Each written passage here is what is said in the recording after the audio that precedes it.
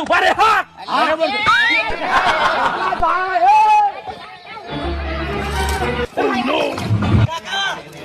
મરી જા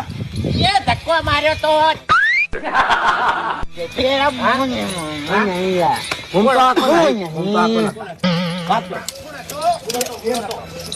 હું નતો હું તો શેઠે ઉભો હતો